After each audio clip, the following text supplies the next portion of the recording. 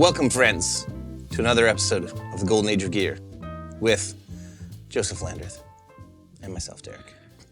How's it going? It's good. Yeah? Yeah. Good. Getting enough sleep? No. Yeah.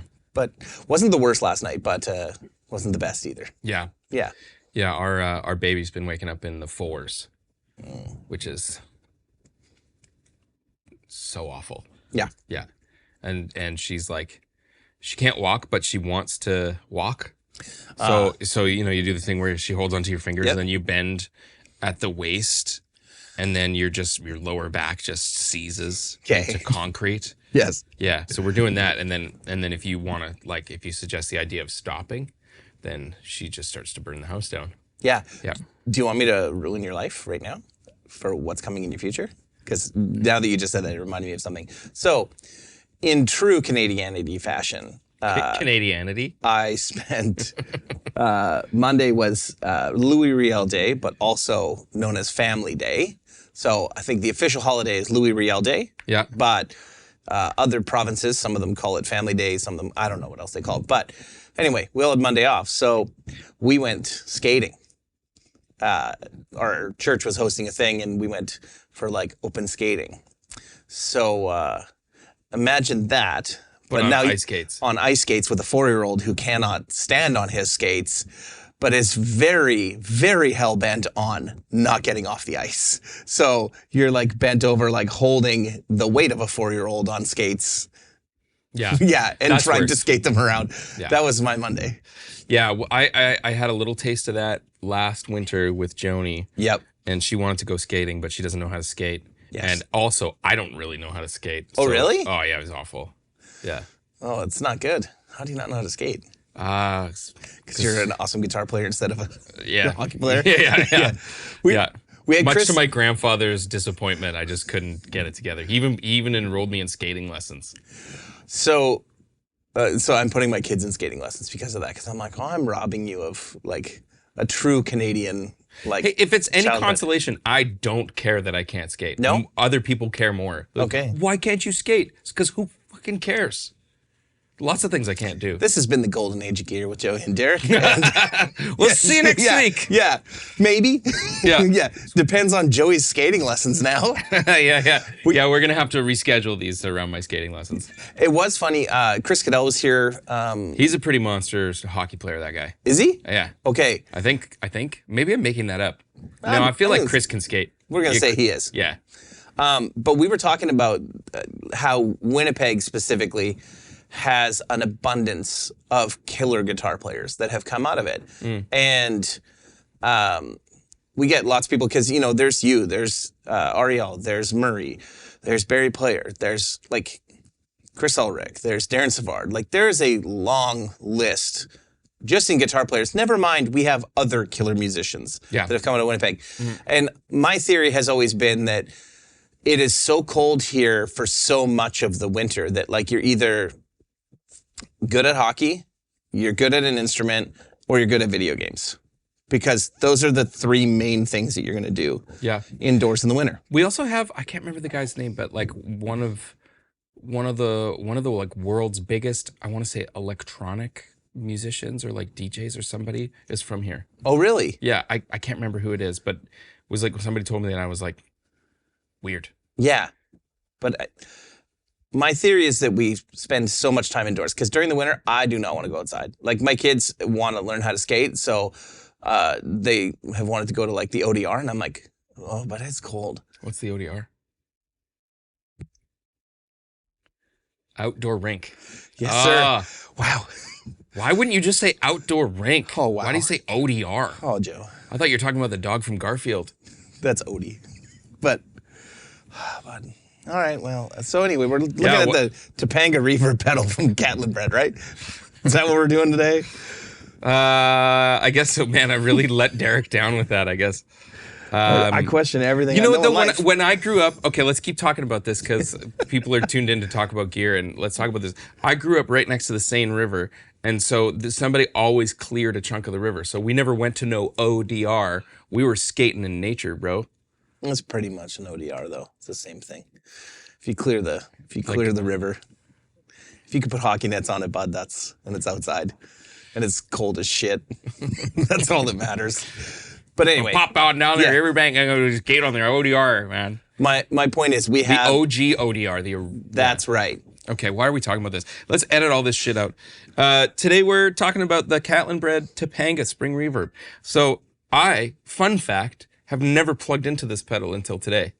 But we were working on our record, and shout out to Glenn Patcha, who's a great keyboard player, originally from Winnipeg. There you go. But left Winnipeg, I think when he was 18 or 20, and then lived in the States for 25 years.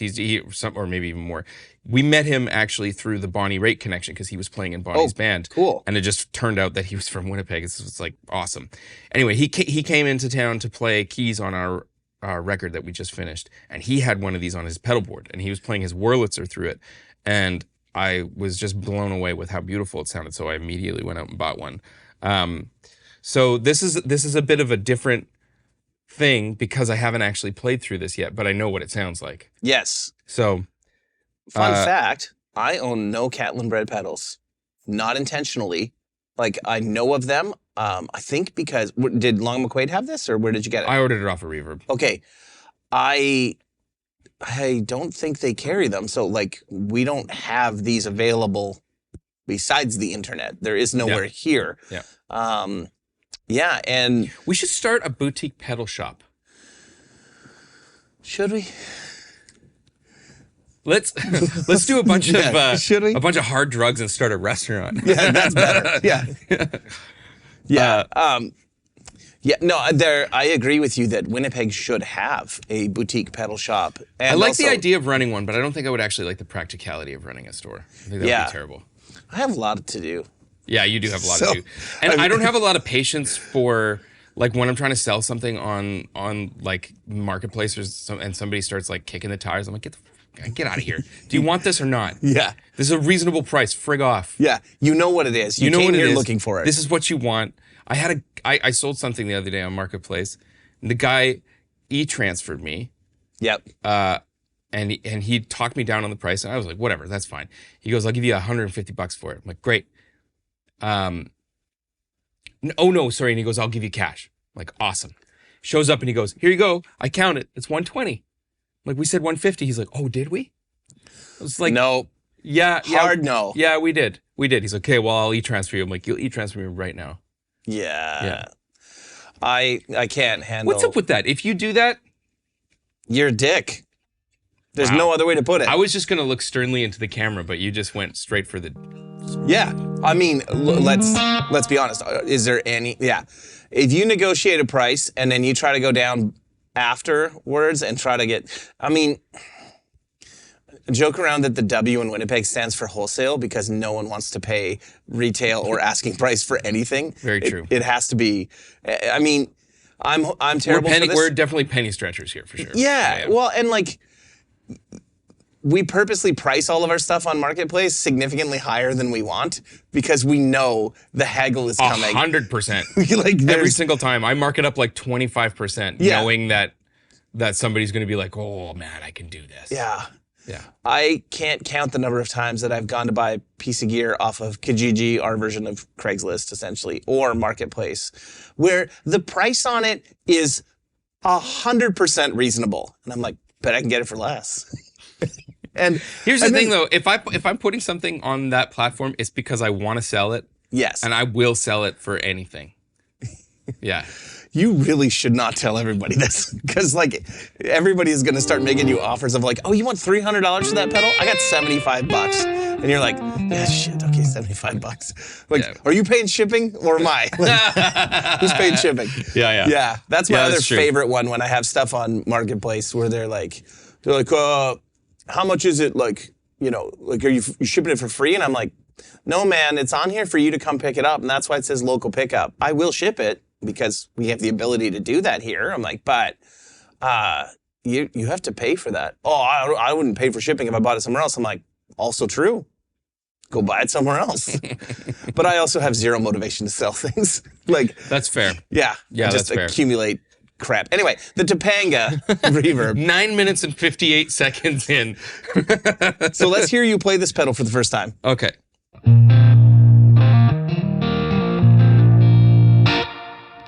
It's nice.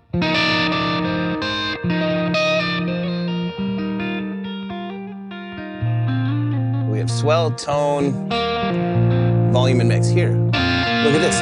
We now have 2 cameras set up, which we've had for the last few episodes. But so there you go. Does sound really good. I've had a few reverb pedals where, like, there's a company that I don't think they exist anymore. They're called Rockstock Pedals, and they used to make the Skyline reverb, and like very like basic, you know, it's a chip, and it has a couple of different swell options that you can, or like decay options or whatever that you can do, and yeah, like super basic, but they sound great. Yeah, this reminds me of that. Yeah, it's kind of like that. I like a reverb with a dwell control because you kind of control. Dwell, not swell. I'm an idiot. Thank you. That's okay. Yeah, you're a rock guy. We all knew it. You're a rock and roll guy. So you can control how hard your signal is actually going, like hitting the reverb, which is cool.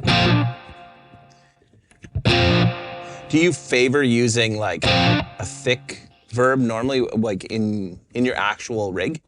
Yeah, I mean, I'm a big spring reverb guy, always have been, and I run it pretty high, like like not quite surf high, but almost.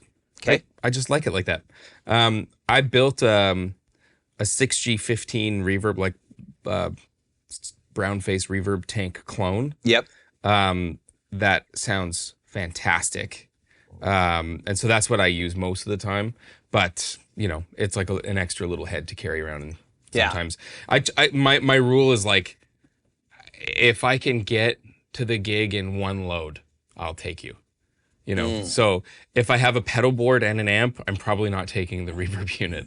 Or if I'm just gonna go straight into an amp, I might bring the reverb unit. Nice. But if I can't carry everything in one load, it's not happening. Really? Yeah, not anymore. No. After a year and a half of carrying around that crazy wet, dry, wet rig, where it took me longer to load in than the drummer, I was like, no more. See, what you need is you just need to get like a big ass road case that you just pull the front and the back off of. That it's literally like a guitar vault. Yeah, but try carrying that up of like 3 flights of stairs in a 400-year-old building in Scotland. Stop doing that. Stop playing those venues, Joe. That's the only place they'll let us play. Nice. Yeah. So anyway, yeah, that's where I'm at now. Little amps, small pedal board. 35 minute sets. Yeah. I'm sailing off into the sunset. But this thing does truly sound really lovely. I also love a reverb that has an EQ control. I find a lot of sort of default reverbs are, you know, understandably are very bright. Yep. But I don't necessarily want, like, I want it to be kind of like a little cloud underneath the note. I don't want it to be something that's sort of a part of the actual guitar sound. Do you know what I mean? Like, it's not, the notes are very separate. No, it sounds really great. In the comment section, do me a favor, because like I said, I have hundreds of pedals, nothing from Catlinbread. If you guys are Catlinbread fans, drop a comment for me and tell me what's your favorite pedal from them, because I mean, I want to check them out. I'm not a big reverb pedal guy. I do normally just use whatever reverb is on the amp. And all of our amps have, it's a digital reverb, but my guess is if we open this up, it's probably going to be, a lot of them use the same chip. Yeah. So, and I, you know, full disclosure, I do prefer Spring Reverb over digital, like in an amplifier like most people. But you know what else I prefer is not having the sound when I kick my amp. Or when the drummer is playing like really loud and the stage starts bouncing. Yep. Yeah. You know what I do though, is I take the reverb tank out, like in my 2-rock where it's like really high. Yep. Take the reverb tank out and put it in the bottom of the 112 cabinet and run 2 long RCA cables, and that at least keeps it from sloshing around too much. But yeah. Yeah. I also don't love the weight. Reverb tanks are heavy, so like it just makes amps and stuff heavier to me. Reverb tanks are not heavy, but the extra transformers are. Yeah. Reverb tanks weigh fuck all. Oops. Whatever. Can I say that? Yeah. It's not a show for children. I'm not sure you're. Dude, Joni has been clocking my language. Oh, really? Yeah. And the other day she goes, Dad, I don't think you should say fucking. You're like, oh, okay. Yeah, no, you're right. That's not a good word. What is fucking anyways? Just like I'm an awful dad is what it is. Yeah, so we've been talking a lot about swearing and how dad does a lot of it. Yeah. My kids have just recently learned that their dad swears. So, because I don't swear around them because the veil has dropped. Yeah, but sinner. But my oldest has been coming to work at Revv on and off. Like when we have to do inventory or like we have a bunch of stuff to package up or something, we'll get her to come help with some things, and slowly try to get her into learning how to do pedal assembly and things like that. And teaching her to swear and smoke cigarettes. Yeah. So I did have to tell her on the way to work that I was like, oh yeah, we should probably talk about the fact that you're probably going to hear your dad swear at work. So just so you're not shocked, because it's going to happen. And I like the fact that the guys off camera right now are all chuckling. So what do you think, Dad? Can I upgrade to an F word every now and then? How old is she now? 13. Dude, she's for sure swearing at school. Oh, no, wait. No, yeah, they're homeschooled. Yep. Yeah. Never mind. I mean, maybe. Swearing at their mother. Could be. Yeah. If they're not, they will be soon. So why don't you take it for a spin? I will. I like that you also shout out to Joey and the fine people, Daniel over at the Gig Rig, that you brought in this fancy little contraption that I can press a button and then... Oh! And then look at that. Now I got it.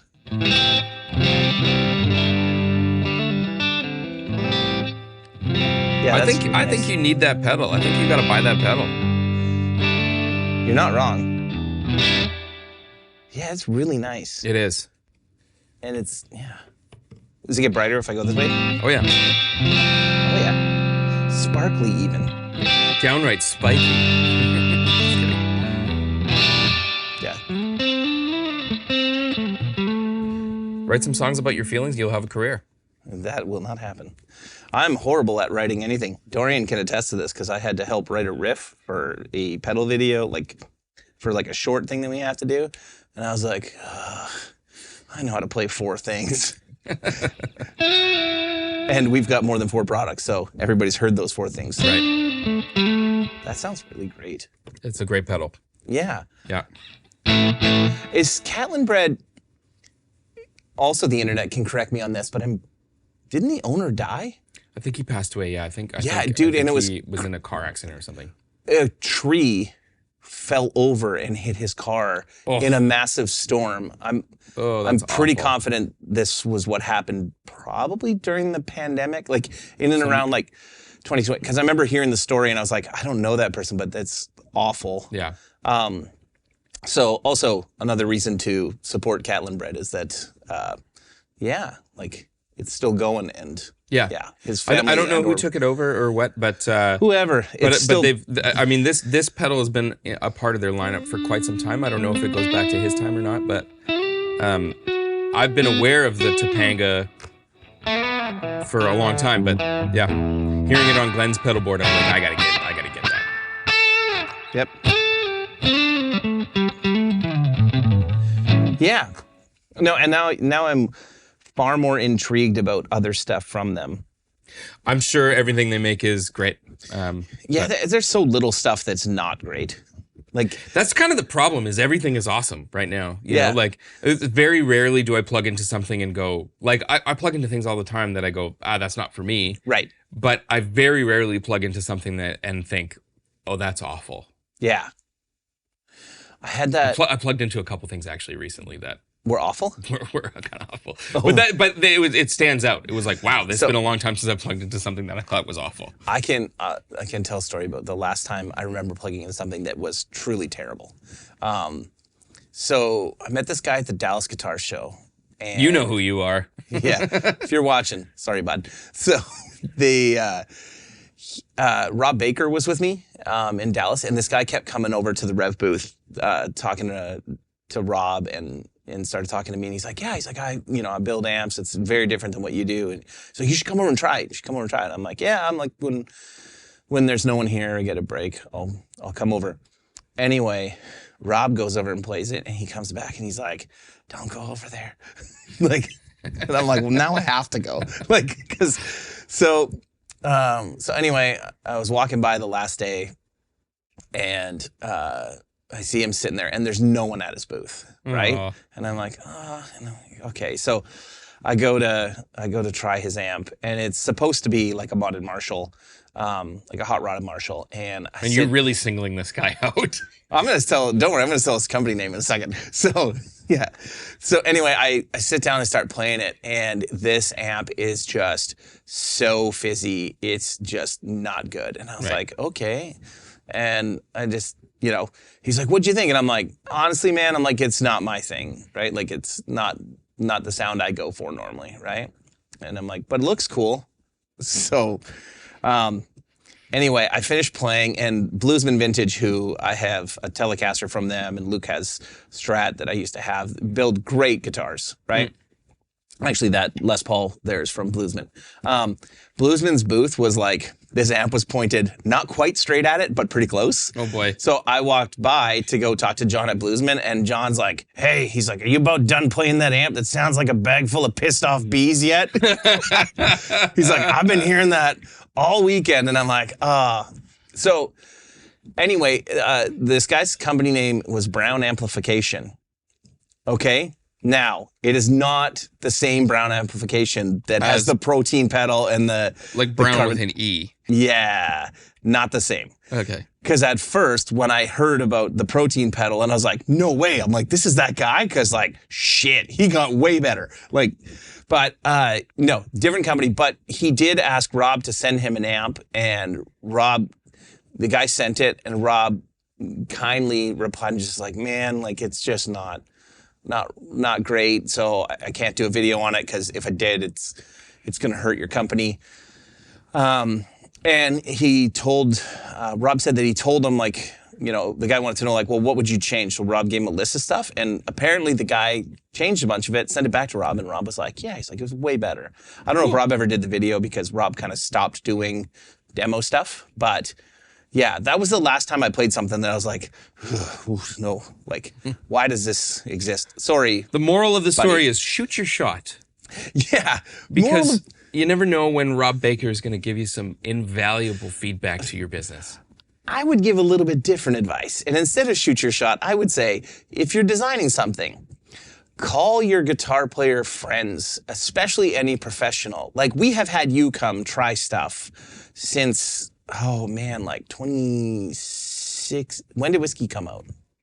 Or when did you record Whiskey? 16? 15. 15. Yeah. So 15, 16. 16. Since then, either you or Paul Yee has had your hands and ears on amplifier-wise, almost everything we've done normally before it comes out. Yeah. And we get feedback on it. So if you're designing something, I'm like, get people that have great hands, great ears to sit down and play it and tell you what their opinion is of how it feels. And some of them, some of the advice Joe gives us, screw that. The guy doesn't know what he's talking about. But some of it is invaluable. The times that you're like, it's awesome, great, it's perfect. Yeah, but that's not the feedback that you want. No. No, you want honest feedback from somebody about whether or not something rules or not. And speaking of honest feedback, the Topanga Spring Reverb. Yep. And this thing rules. So, and their pedals, if I remember correctly, they are not expensive. No, this was not crazy. I think it was in and around $200 Canadian. Yeah. Which when I first started playing guitar was a lot of money for a pedal. But not now, so much anymore. Not so much anymore. No. So, get yourself some of that stuff. Thanks for tuning in. Yeah. This is Derek. I'm Joey. It's Golden Age of Gear. Yeah, thanks.